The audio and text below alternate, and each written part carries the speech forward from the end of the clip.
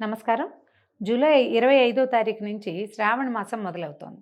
అయితే మొదటి రోజు శుక్రవారం నాడొచ్చింది. మొదటి తారీఖే అంటే మొదట శుక్రవారమే మాసం మొదలైంది. తర్వాత నెల చివరన వచ్చేటువంటి అమావాస్య రోజు కూడా పర్వదినమే. అయితే ఈ నెలంతా రకరకాల పర్వదినాలు, పూజా విధానాలు చాలా జరుపుకుంటాం మనం.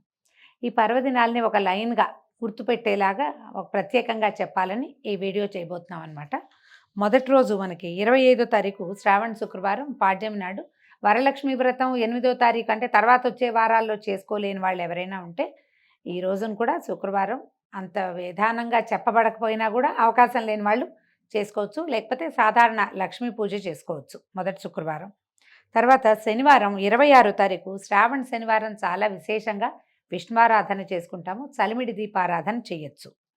27వ తారీఖు ఆదివారం లేదు. 28 శుద్ధ చవితి సోమవారం నాడు మనం శివారాధన చేసుకోవచ్చండి. రుద్రాభిషేకం ఏదైనా చేయించుకోవచ్చు. ఇంట్లో పరమేశ్వరుడు ఉండే అవకాశం ఉంటే అభిషేకం చేసుకోవచ్చు. శివాలయ దర్శనం చేయొచ్చు. ఏ శివారాధనకి ఏ రకమైనదైనా కూడా మనం ఈ రోజున చేసుకోవచ్చు. తర్వాత శ్రావణ మంగళవారము 29వ తారీఖు వచ్చింది. ఆ రోజు శుద్ధ పంచమి కూడా. పంచమిని నాగపంచమిగా ప్రత్యేకంగా చెప్తారు. ఎవరెవరికి ఈ పంచమి చేసే విధానం అలవాటు ఉంటుందో వాళ్ళు ఈ రోజున సుబ్రహ్మణ్య ఆరాధన చేసుకోవచ్చు. ఎక్కడైనా దేవాలయాల్లో జంట సర్పాల ప్రతిమలు కనిపిస్తాయి, నాగ ప్రతిష్టలు జరుగుతాయి. ఆ నాగ ప్రతిష్ఠ ఉన్న చోట కూడా పాలు పండ్లు అవి సమర్పించుకోవచ్చు, అభిషేకం చేయించుకోవచ్చు. సర్పాలకు సంబంధించిన నవనాగ స్తోత్రము అట్లా ఏదైనా అది అలాంటిది కానీ, తర్వాత మన ఉదంకుడి నాగస్తోత్రం కానీ, సుబ్రహ్మణ్యాష్టకం కానీ ఆ రోజున పఠించవచ్చు. దాంతోపాటుగా శ్రావణ మంగళవారం మంగళగౌరి నోములు చేసుకునే వాళ్ళు ఈ రోజున మొదలు పెట్టుకోవచ్చు. దీంతో పాటుగా మనం మామూలు వాళ్ళందరూ కూడా మనకు పంచమి లేదు, మంగళగౌరి నోములు లేవు, అయినా కూడా ఇది పర్వదినం కాబట్టి ఈ రోజున గౌరీ ఆరాధన చాలా విశేషమైన ఫలితాన్ని ఇస్తుంది. తర్వాత 30వ తారీఖు బుధవారం, 31 గురువారం ఏం పెద్ద హడావిడేం లేదండి. కొంచెం ముందుకెళ్తే ఆగస్టు 1 మళ్ళా మనకి శ్రావణ శుక్రవారం వచ్చిందండి. ఈ రోజున మనం లక్ష్మీ ఆరాధన సాంగంగా జరుపుకోవచ్చు. వరలక్ష్మి వ్రతం చేసుకునే అవకాశం కానీ సమయం కానీ అంటే ఇలా కుదిరితే ఈ రోజునైనా వరలక్ష్మి వ్రతం జరుపుకోవచ్చు. విశేషంగా చెప్పబడలేదండి.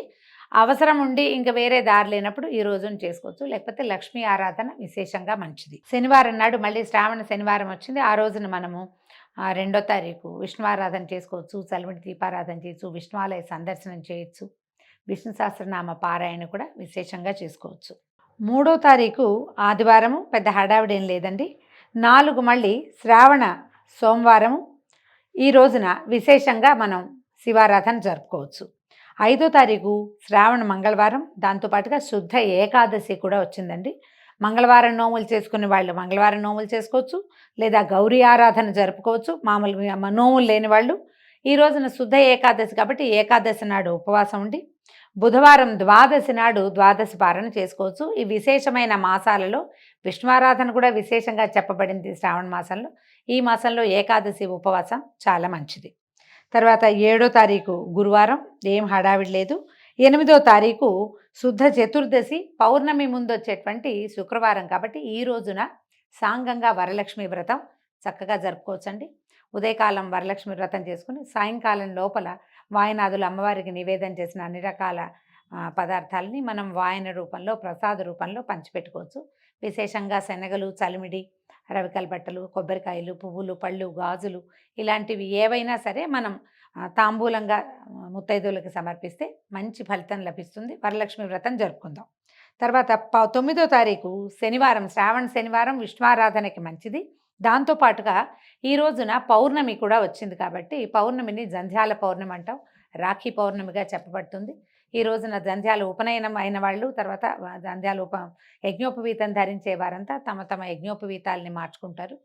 ఈ ఉత్తరాయణ పుణ్యకాలంలో ఈ సంవత్సరంలో ఉపనయనం అయిన వటువులందరికీ ఉపాకర్మ, శ్రావణ ఉపాకర్మ అని ప్రత్యేకంగా చెప్తారు. ఈ ఉపాకర్మ విధానాన్ని జరుపుకోవచ్చు. ఈ రోజున హయగ్రీవ జయంతి కాబట్టి హయగ్రీవోత్పత్తి అని చెప్తారు.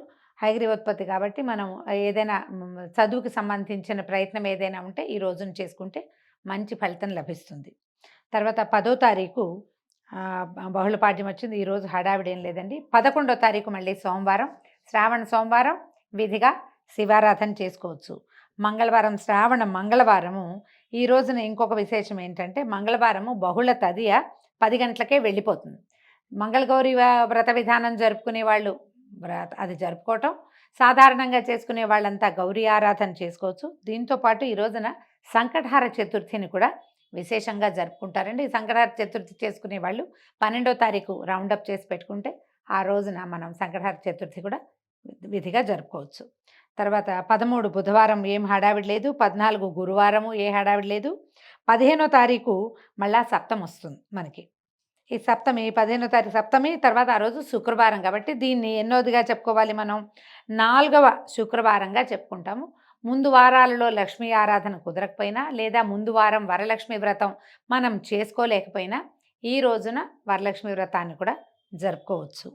తర్వాత 16వ తారీఖు అష్టమి నాడు మళ్ళీ శ్రావణ శనివారం విశేషమైన విష్ణువారాధన. తర్వాత ఏదైనా పానకం చల్లమిడి వడపప్పు లాంటివి విష్ణువుకి నివేదన చేసుకోవచ్చు. మేము ఇళ్లలో ఉన్న పద్ధతులను బట్టి, లేదా చేయదలుచుకుంటే విష్ణువారాధన చేయొచ్చు, చలిమిడి దీపారాధన కూడా చేసుకోవచ్చు. దేవాలయ సందర్శన కూడా చాలా మంచిది. 17వ తారీఖు ఆదివారము, ఆ రోజు హడావిడేం లేదు. 18వ తారీఖు సోమవారం నాడు మళ్ళీ విశేషంగా శివారాధన, దేవాలయ సందర్శనం కానీ, రుద్రాభిషేకం కానీ, ఎవరికైనా బ్రాహ్మణులకి ఏదైనా దానం ఇవ్వదలుచుకుంటే బియ్యము, కందిపప్పు లాంటివి కూడా దానం చేసుకోవచ్చు. దానికి కూడా ఇది చాలా మంచిది. ఇప్పుడు మళ్ళీ 19వ తారీఖు శ్రావణ మంగళవారం అయింది. మంగళవారపు నోములు, మంగళగౌరి ఆరాధనతో పాటు ఆ రోజున ఏకాదశి పుణ్యతిథి కూడా, బహుళ ఏకాదశి కూడా వచ్చింది. ఏకాదశి ఉపవాసం ఉండేవాళ్ళు ఈ రోజున ఉపవాసం ఉండొచ్చు. బుధవారం 20వ తారీఖు ద్వాదశి పారణ చేసి ఏకాదశి ఉపవాసాన్ని సమాప్తి చేసుకోవచ్చు. తర్వాత గురువారం 21, ఈ రోజున త్రయోదశి. తర్వాత శుక్రవారం 22వ తారీఖు మనకి మళ్ళీ ఆఖరి శుక్రవారం వస్తుంది.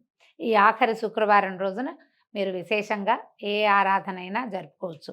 అయితే ముందు మనం ఇంకొకటి చెప్పుకోవటం వదిలేసింది ఏంటంటే శ్రావణ బహుళాష్టమి 16వ తారీఖు మనం కృష్ణాష్టమి జరుపుకుంటాము. విష్ణు పూజ ఏ రకమైనదైనా చేసుకోవచ్చు. చివరికి వచ్చేసాము ఇంకా శుక్రవారం నాడు 22వ తారీఖు ఆఖరి లక్ష్మీ పూజను కూడా జరుపుకుంటాం. 23వ తారీఖు ఆగస్టు 23 శ్రావణ బహుళ అమావాస్య, దీన్ని పోలాల అమావాస్యగా చెప్తారు. ఈ రోజున పోలాంబ వ్రతం చేసుకుంటారు. కందపిల్లకని తులసి చెట్టుతో పాటుగా పక్కన పెట్టుకుని ఆమెకి పూజ జరుపుతారు. కొంతమంది కందగౌరి నోమని చేసుకునే వాళ్ళు కూడా కనిపిస్తారు. సాధారణులందరూ కూడా ఈ రోజున పోలాల అమావాస్య రోజున విశేషంగా సంతానం కోసం పోలాలమ్మ తల్లిని అర్చించడం కనపడుతుంది. పనసబుట్టలు అవి కుట్టి అమ్మవారికి నివేదన చేస్తారు. దీంతో మనం ఈ శ్రావణ మాసంలో ఉన్నటువంటి అన్ని పర్వదినాలని విశేషంగా ఆరాధనలతోటి పరిసమాప్తి చేసుకోవచ్చు.